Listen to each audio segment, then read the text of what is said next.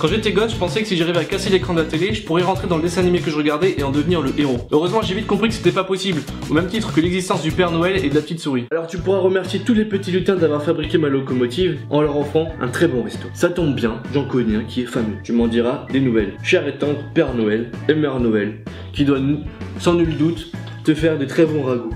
N'oublie pas tes petits souliers.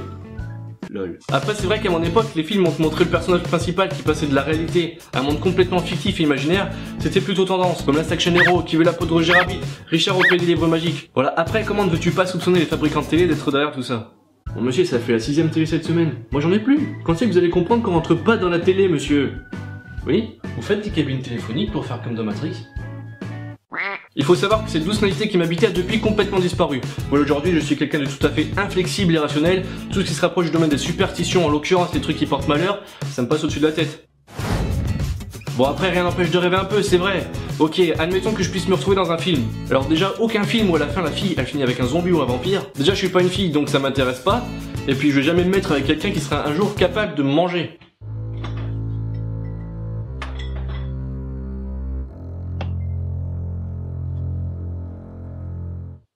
Je me suis coupée et en plus je saigne. Et tout de suite un petit instant tuto pour apprendre à dessiner le chanteur de Kiss. Merci et à la prochaine. Évidemment n'évitez les films d'horreur parce que moi j'aime pas trop ça. Voilà. C'est tout. Voilà, pas de film d'horreur parce que ça me fait peur. Sauf si ça vous plaît. Il reste combien de temps? C'est bientôt fini? Ok. Moi je te suis dans ton dessin animé rigolo. Et hop, paf, on arrive dans un film d'horreur, on va tous mourir. J'avais pas besoin de ça moi. Merci pour rien. Non, la dernière fois je pensais à un film muet. Je sais plus trop pourquoi. Bla bla bla bla bla.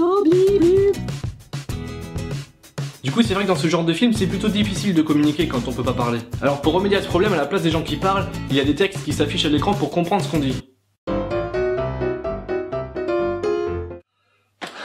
C'est toi qui as écrit ça? Viens ici Maurice, viens là, viens par ici, on va parler. Finalement l'idée du film muet j'ai laissé tomber, déjà parce que voilà, et en plus le truc à la mode dans ces films c'est les claquettes. Vous avez bien compris qu'ici je ne parle pas de tongs ou pour nos amis de Polynésie de sabbat, je parle bien évidemment de claquettes comme ça. Attention, la scène suivante a été réalisée sans trucage par un cascadeur professionnel. En aucun cas vous devez tenter de la reproduire. Enfin vous savez dans la vie si vous voulez pas qu'on vous prenne pour un fou, je pense qu'il faut peut-être avoir des idées un petit peu plus sensées. Parce que casser l'écran de la télé pour rentrer dedans, bon c'est vrai j'étais un peu petit mais même, un minimum de bon sens m'aurait fait comprendre que c'était pas possible. Ma télé était aussi grosse que le micro-ondes, donc dans le meilleur des cas j'aurais mis un pied, mais pas plus. Et puis pour tout vous avouer, moi un truc qui m'éclaterait ce serait de faire partie d'un groupe de rock, donc bon.